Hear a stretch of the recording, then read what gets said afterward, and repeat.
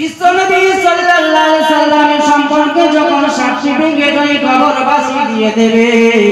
আল্লাহর পক্ষ থেকে বলা হবে, ওরে আমার ফেরেশতারা ওর কবরটাকে এমন একটা ছোট্ট ঘর বানিয়েছে যে ঘরটার মধ্যে লড়াচড়ার মতো বিশেষ জায়গা নাই, ওই কবরটার ভিতরে হাওয়া বাতাস প্রবেশ করার মতো জানলা দরজা নাই, ওই কবরটার মধ্যে বিছানা নাই, ওই কবরের মধ্যে বালিশ নাই, ওই কবরের মাটির ভিতরে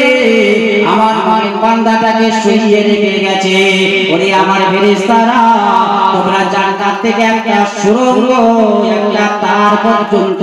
নিয়ে এসে ওই কবর পর্যন্ত ফিট করে দাও। ওই জান্নাতি হাওয়া আসবে ওই কবরের ভিতরে, ওই জান্নাতি খুশবু আসবে ওই কবরের ভিতরে।